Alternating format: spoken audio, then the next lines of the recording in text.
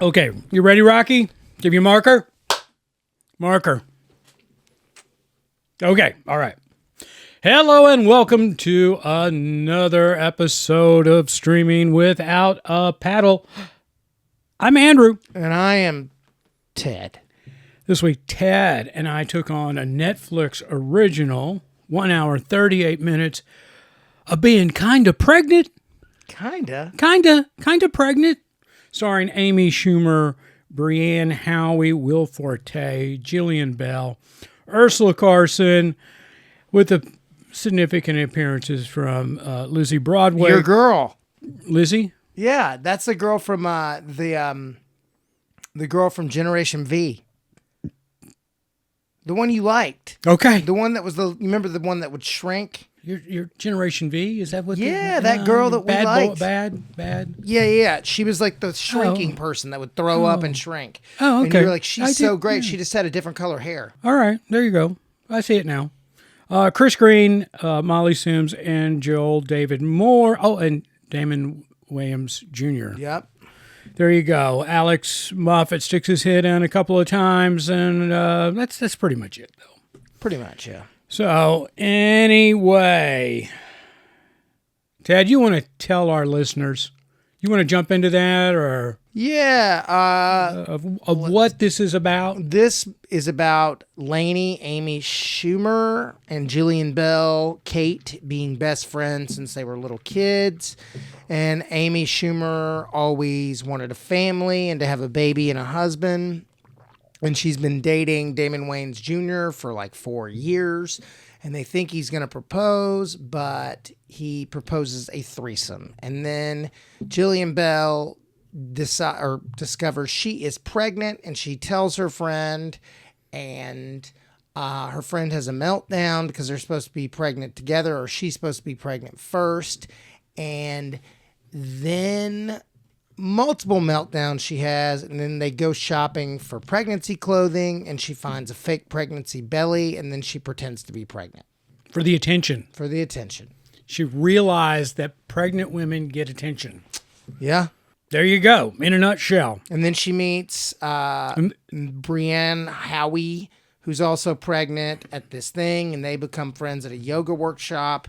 And she had met her brother, Will Forte, at a coffee shop, and he is newly single, living in their garage, I believe. Yeah. And then they run into each other again, and he's like, I didn't know you were pregnant. And she's like, Old Navy sweats cover a lot.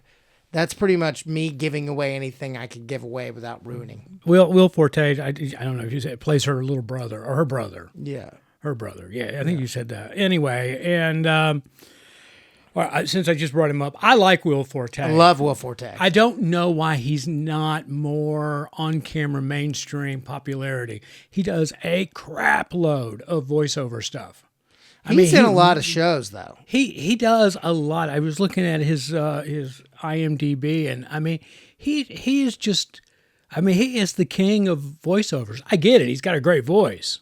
He's funny. But I think he is. I mean, you look at the guys, all right, let's look. SNL, I think he and Bill Hader were in the same alum class of SNL. Yeah. Okay. Who would you rather be in a movie with, Bill Hader or Will Forte? Probably Will Forte. Okay. I like Bill Hader, too. I do, too. I've seen Will Forte do drama. I've seen Will Forte. He's just a good actor. He is. He really... he always gets suggested to be my Facebook friend because... I guess he went to UCLA, and I know similar people. Well, it makes me giggle. You should do that. Well, I don't know him, so I'm not going to be like, add Facebook friend. I see what you're saying. Okay, yeah. I see. It's like you would send the request. Yeah, but I don't know him. We just have mutual friends. That was my bad. I thought it was sending you one. No, I'd accept it if Will Forte was like, be my Facebook friend. Well, send Ted a friend request. Yes, please do. I'm all for the... degrees of separation of stuff here, so I could say I'm 1 degree away from you, which I'm probably 2 degrees, but I'd like to be 1. But anyway, I bring up Will Forte because my personal belief is he was the best part of this movie. Him and Lizzie Broadway and Damon Wayans Jr. And See, Jillian Bell was good, but they didn't give her enough to do. Yeah, my order would have been Will Forte, Brianne Howey, and then Jillian Bell, and I agree with you on that too. But the rest of it, here's the funny thing: neither one of us mentioned Amy Schumer's name. No, it's funny because Jillian Bell is so funny and so good, and you just like wasted her. Like you didn't give her anything to do. It's not on her. She was great. I think everyone in this cast was good, but Amy Schumer. The rest of them I could do without. I mean, Ursula Carlson was funny. It's the same stupid thing that I'm not familiar with her and her work. She's a New Zealand comedian. It was new to me. It's kind of like what's her name? Melissa McCarthy. It's the same thing as what is her name? Rebel Wilson. That is a jug you got there. I know, man. I'm only bringing that up because I'm sure our listeners just heard it. I'm sorry. That's okay. I was on set today shooting something, and I had a lot of coffee, and I don't drink coffee, but it was in the scene. I'm going to take a picture of that I'm going to take a picture of that right now. Yeah, hold it up. I'm going to up. And look at me. I went vertical. I didn't do the. Yeah, you didn't go. That's very unnatural for me, by the way. I'm very much. I am too, but that's not the right way. You got to do it that way. Yeah, you got to. These kids. I think Lizzie Broadway was hilarious in her like 3 little scenes. I think she did all right. I mean, no question there. All right. Let's just start talking about the script. This script. Ooh, do you want to? Was penned by Amy Schumer and co-written. By, oh my gosh, I can't believe I forgot her name. Yeah. Privy is her last name or something like that. I'm going to hit IMDb. That'll tell me quick. Don't want to waste people's time. Julie Pavia. I hope I said that right. Pavia? I don't know. I don't know. Kind of who cares? Well, she's new to the game. She's written this and a short called The Secret. So she teamed up with Amy on this. So anyway, there you go. There's where we are. I can tell that, and I had the thought when I was watching this, I was like, all right, I know who the writer of this movie was without looking at it beforehand. Mm-hmm. I go into these things cold, and when I watch, I like to ask myself a question.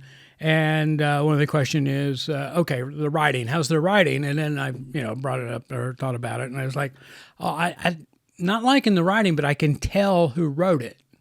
Yeah, it was Amy Schumer who wrote this because you can tell that she wrote it kind of like she was doing a stand-up routine, a comedy routine.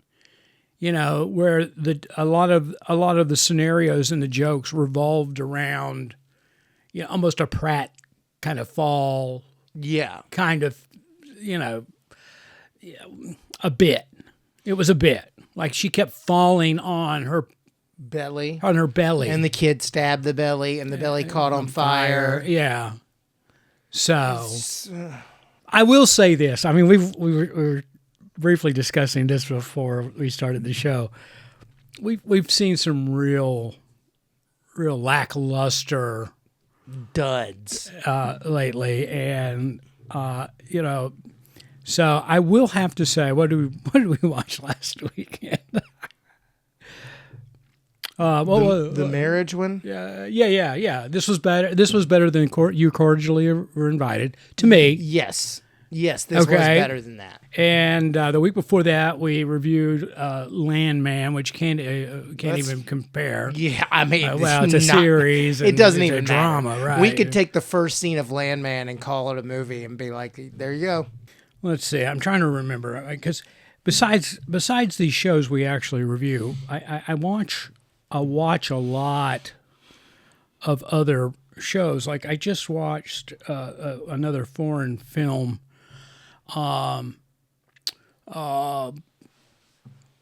just dropped. I will try to think of it. So anyway, This was better. This was better than Your Cordially. Oh, Back in Action. Yeah. We were. It was before. This was not better than Back in Action. You're right. It was so poorly acted by Amy Schumer, and I know she was trying. It's just like it was a lot of yelling, a lot of like freaking out, a lot of Yeah. Listen. Freak out in a scene. I don't need 10 of them. You think they can hear my thermos? They can definitely hear your ice. I'm drinking on the show today. Yeah, he's getting after it. Yeah. That's just my opinion, and I don't want to rip on her because, first of all, I like her. Amy? Yeah, I like Amy Schumer. Okay. You can. She's funny. Her stand-up is funny. It used to be. Haven't watched it. Touch is also the last good movie we watched.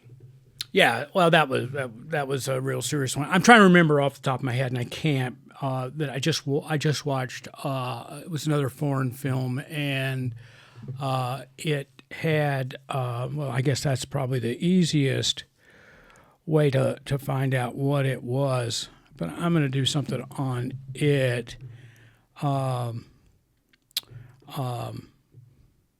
Let's see. First, who was the Andrew Garfield? He's in it.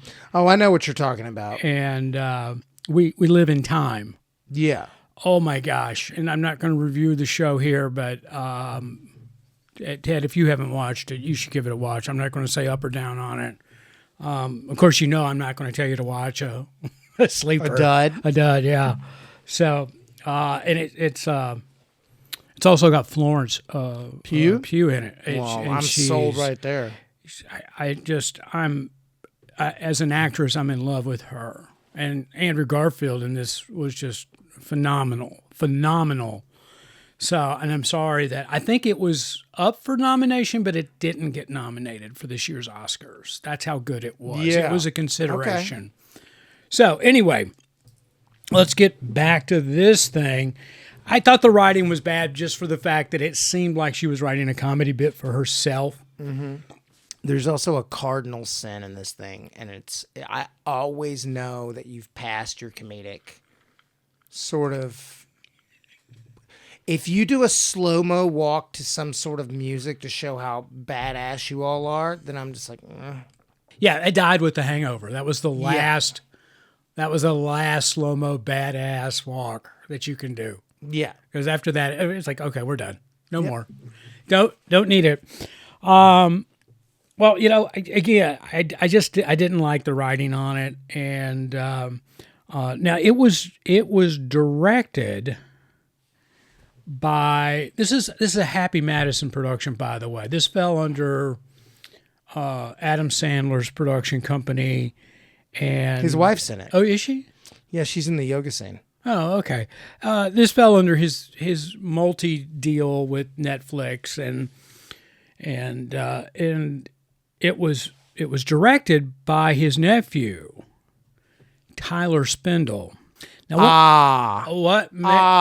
I really wondered that, but yeah, got it. And he's directed this. I think was his third Happy Madison directing duties under the Netflix deal. He did The Outlaws. We both enjoyed that. I'm pretty sure. The Wrong Missy. He did that one. And he's not a bad director. And I didn't see anything from a directing standpoint that was like bad. I mean, everything flowed in the movie.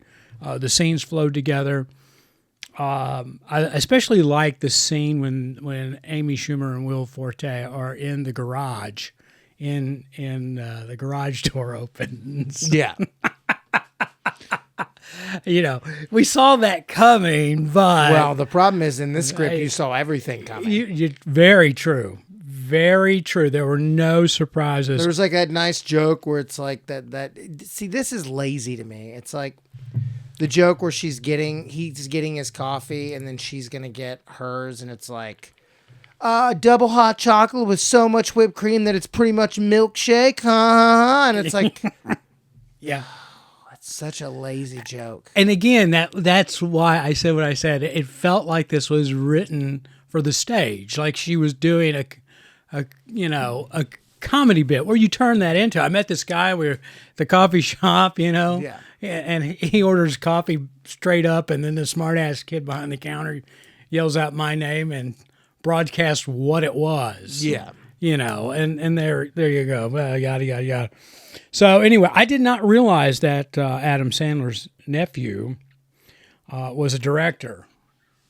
So, and there you go. And he's quite the accomplished director at 40 too. I mean, yeah, he's done a lot of Happy Madison movies. He's got 13 director credits under his name at this point. And you figure as a director, if you're directing one every 2 years, because you get a year of prep and, blocking it and conversations and all that stuff, that's 13, that's 26 years. Yeah. The guy's only 40 years old. But are you ready for this? Hit me. He is a graduate from Harvard. Okay? Apparently, Harvard is cranking out the directors because the director of what you're cordially invited? Harvard. Harvard. So, and I guess we should say the Ivy League is cranking them out now too, because Back in Action, the director from that was from Yale. Well, it's weird how if you're very wealthy and you go to places that are very connected, that you come out and know people and get good jobs. It's really weird. That's so funny. It's like you don't think that there's a young up and coming director shooting a $10,000 movie somewhere that like it's pretty funny, but you can see that they're really talented but didn't have the money. And then they're like, wait a minute.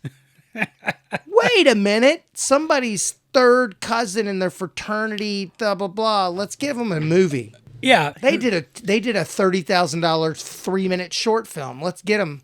That's what gets me. All these people that go to Harvard and all this, their short films cost $30,000 and $50,000. That's the one thing with the industry that always frustrated me. I'm going to try to be as vague as I can be, but I was just getting started and I hadn't been employed at the Disney MGM studios in Orlando, and we were doing a show, a press junket for a movie. And we had a young lady who was a friend. We needed a driver, okay? Not a PA. We just needed somebody to pick up talent from their hotel room or their condo, whatever they had on the resort there, and bring them to set. By the end of that project, the rumor was, and I, she pretty much admitted it, that she was accepting a position at a major studio in a little bit more than a beginner position. I would have taken it, and I wasn't just a driver. And I was just like, oh, how nice. Whose niece was that? So it wasn't a niece. She was very attractive. Oh.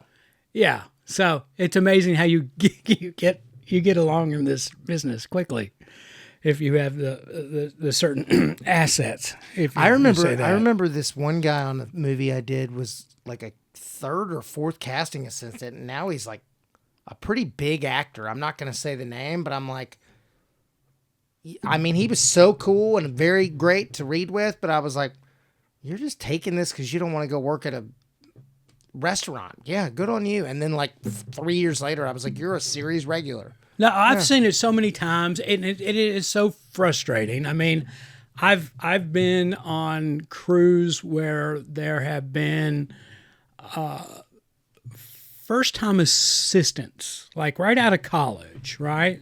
They're not even a PA. They're an executive's assistant. And when the project was over, well, because it was a multi-season deal, after the first season, they moved up to a fairly high producer's position on that show. After one season of being an executive assistant. Because they got it now. To a producer. And then when that series ran its course, they became an executive at a major studio.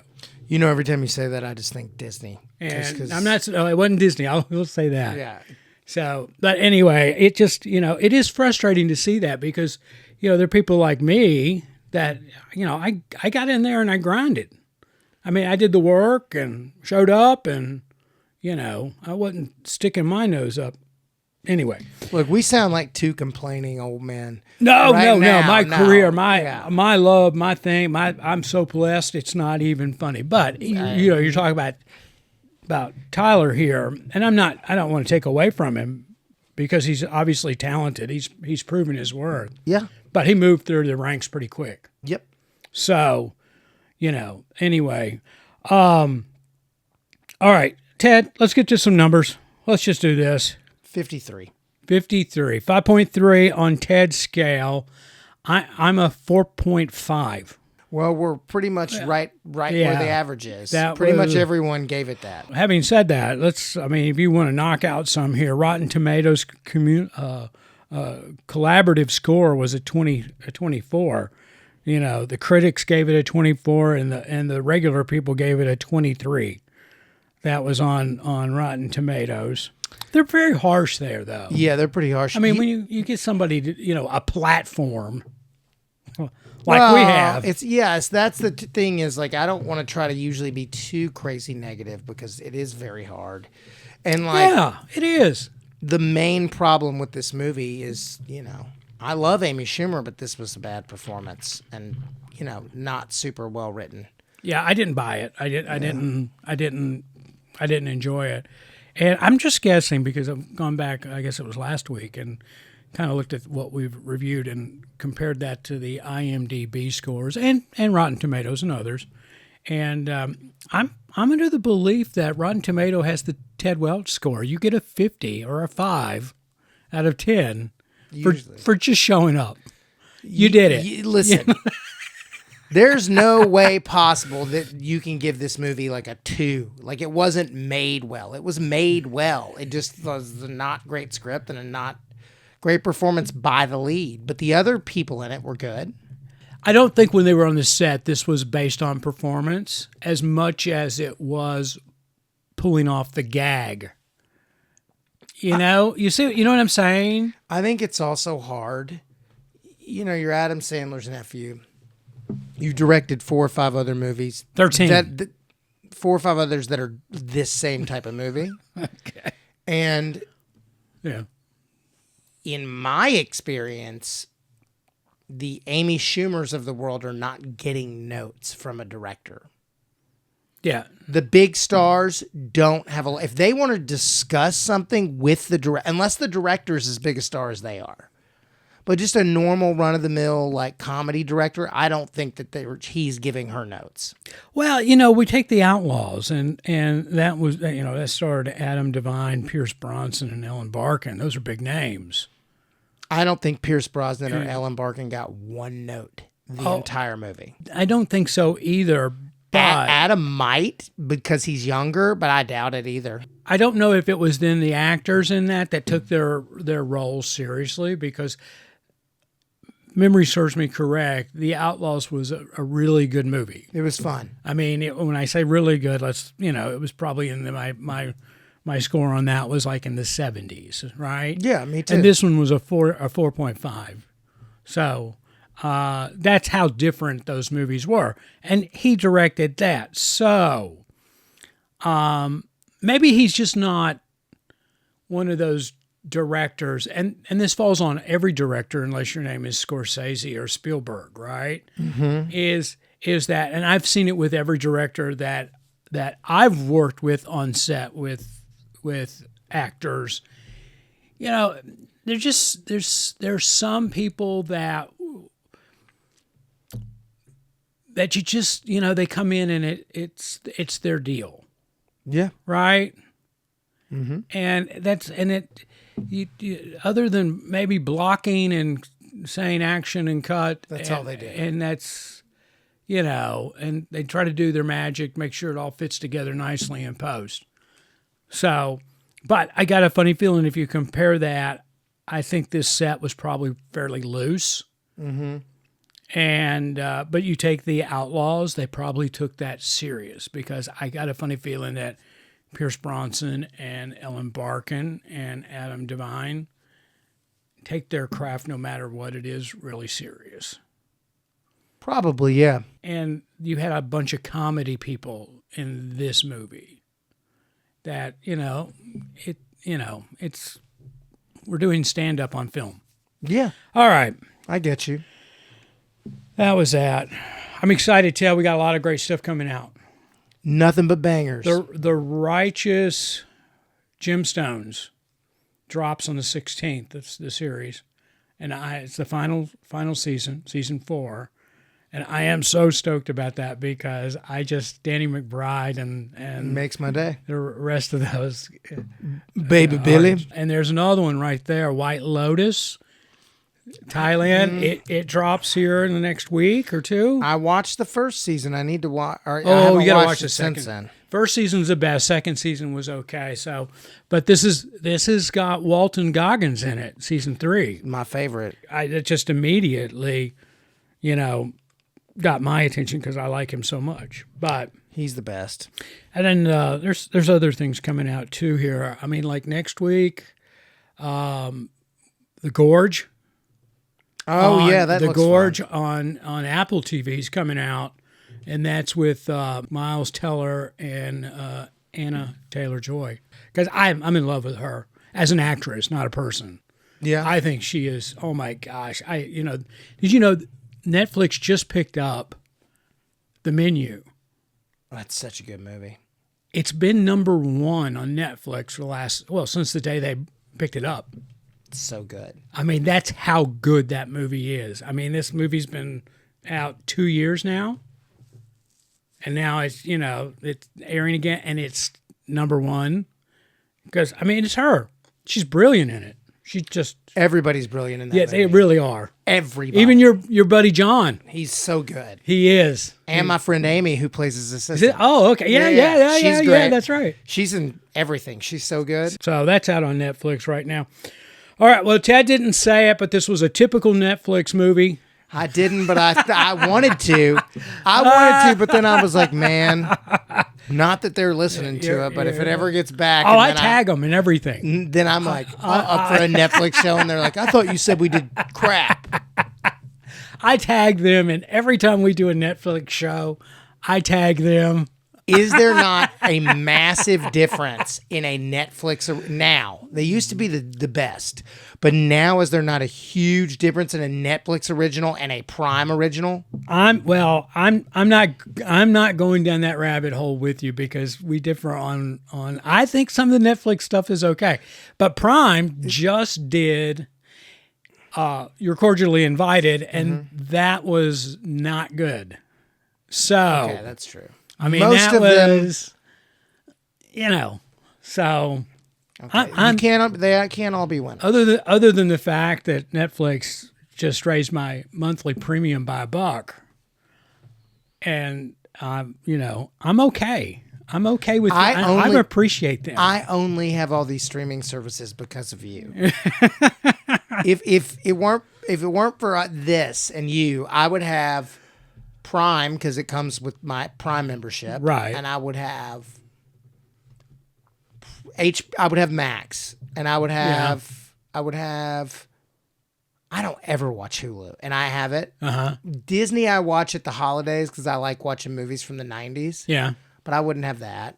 Okay, I'd probably have Peacock and Paramount though. I watch them all. I wouldn't have Netflix. That would be the first to go.